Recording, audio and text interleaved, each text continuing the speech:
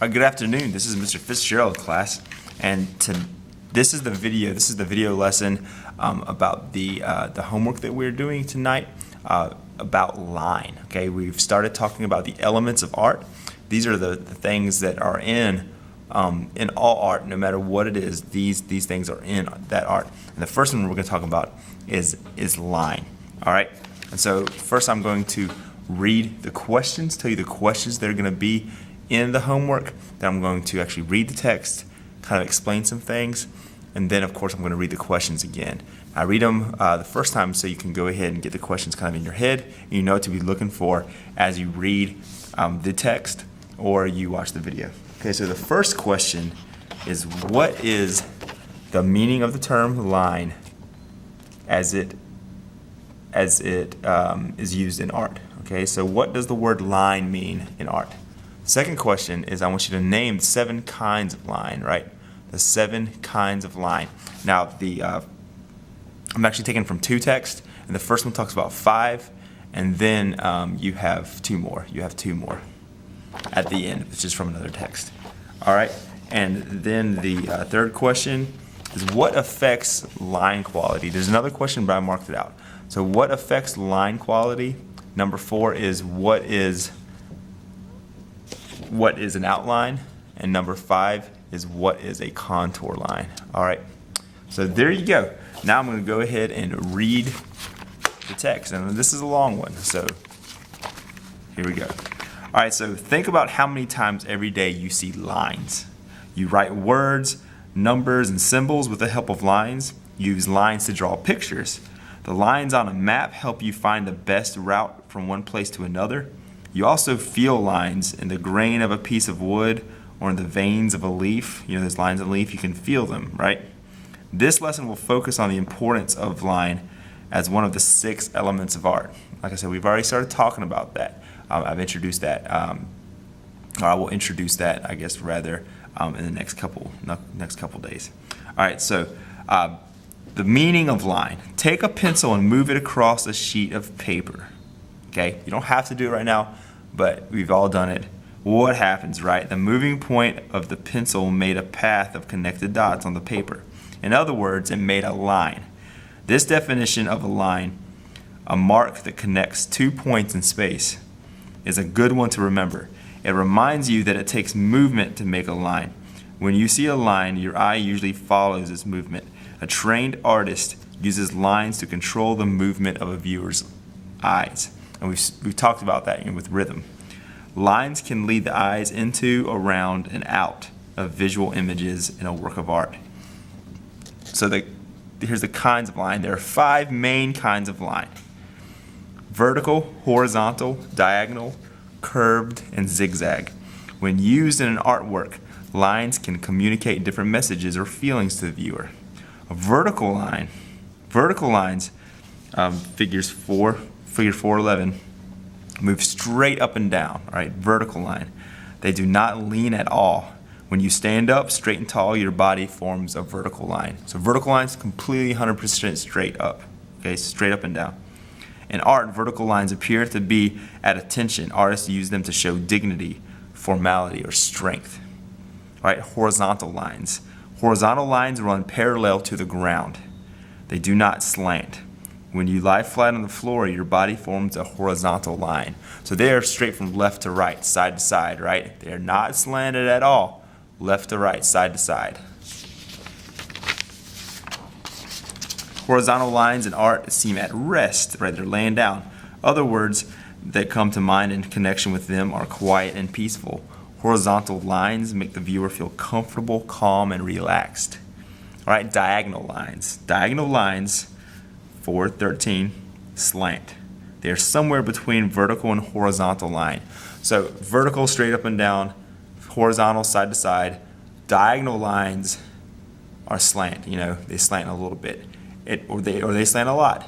If they're not straight up and down or straight side to side, then they are diagonal. I'm sorry.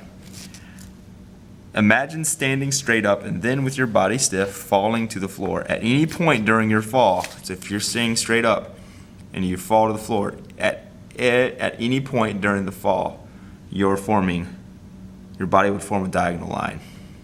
until it's totally flat, and that's horizontal. To the artist, diagonal lines signal action and excitement. Since they appear to be either rising or falling, diagonals sometimes make a viewer feel tense and uncomfortable. But when they meet and seem to hold each other up, as in the roof of a house, they appear firm and unmoving. Right? You have two diagonals coming up. Curved lines, right? Curved lines change direction little by little. They're gradual, right? They're kind of gradual, or they're more, they're more abrupt, or they're gradual. When you draw wiggly lines, you're actually linking a series of curves. Other forms that begin with curves are spirals and circles. So when you do a circle, it's a curved line. When you do a spiral, it's a curved line that keeps on going. Like diagonal lines, curved lines express movement, though in a more graceful, flowing way. The amount of movement in curve depends on how tight the curve is. Notice how the painter Vincent van Gogh suggests motion in his trees through the visual use of curves.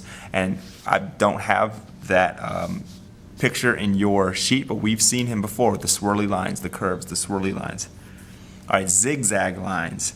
Zigzag lines are made by combining different directions of diagonal lines.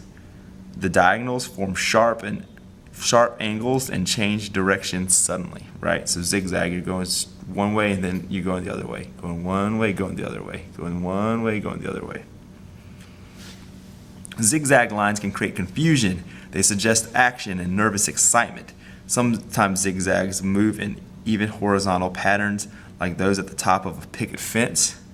These lines are less active than the jagged lines in a diagonal streak of lightning. Quality of line, okay? Lines may appear smooth or rough, continuous or broken. Continuous means they just keep on going, or broken, like a dashed line, or like, I don't know, some lines that are kind of jaggedy. The line quality, okay, describes the unique character of any line. Line quality is affected by either the tool or the medium used to produce the mark, or by the particular motion of the artist's hands. So it's either by the actual tool, whether you use pencil, crayon, marker, color pencil, or you're actually controlling your hand that way. You can control how smooth it is or how jagged and broken it is, all right? Lines can also be varied, okay?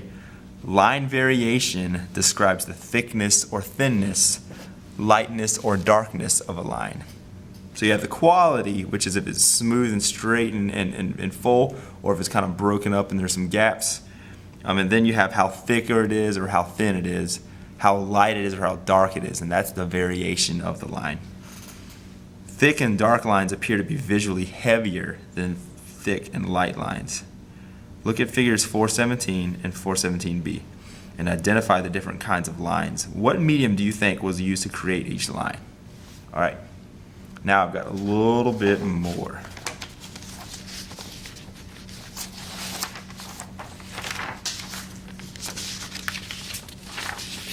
This is about outlines and contour lines, right? This is another little article I'm putting on the main article. So first of all, there's these two other kinds of lines called outlines and contour lines. Outline. Generally, an outline refers to the outer edge of a shape or an object. What would show if it were silhouetted against the light. Tracing around an object is one way to do an outline. So it's the very outside. The very outside, right? The very outside. And then you have the contour lines. Contour lines also outline the shape or the form, but they also include surface lines or like the interior lines. So on my face, the outline would be on the outside only, right? And the contour lines would outline my head, but also come in, outline my beard. They wouldn't do all the details here, right? But just outline that shape of the beard, okay? Outlines, the main thing to understand about, contour lines is contour lines break up everything, every change that you see, every contrast, it breaks up things into shapes, all right? I'll continue. Contour lines also outline the shape or form, but they also include surface lines. For example, you would draw the outside edges of a figure, but you would also show surface lines, such as folds in clothing and lines describing facial features. Usually, a contour line is done very slowly with concentration on subtle changes in line direction. In doing a contour drawing, try not to remove your drawing tool from the paper or to look at the paper. Okay? This exercise called blind contour drawing will develop eye and hand coordination. With more practice, you'll be able to vary the thickness of lines to suggest form and shadow. We're going to do a little bit of that later, but so just know that outlines are the one that kind of defines the whole entire shape, and the contour line is what breaks the things that are on the surface up into different shapes, right? Instead of drawing every single detail, you do the contour. Okay. All right. So there you have it. Again, I'm going to go over the questions. The first question is, what is the meaning of the term line as it is used in art? The second question is, name 7 kinds of line. The third question is, what affects line quality? Number 4 is, what is an outline? Number 5, what is a contour line? All right. Okay. So 6th and 7th graders, you're going to number, 1, 2, 3, 4, 5, and you're going to answer those questions. Write the question and then answer it on a separate sheet of paper and then turn it into me. 8th graders, however, just write it all in one paragraph form. Right. You write it in complete sentences. So it'd be, in art, a line is, and then the definition, and you're not going to write numbers, you're just going to put everything together in a paragraph. All right, guys, so I will see you later.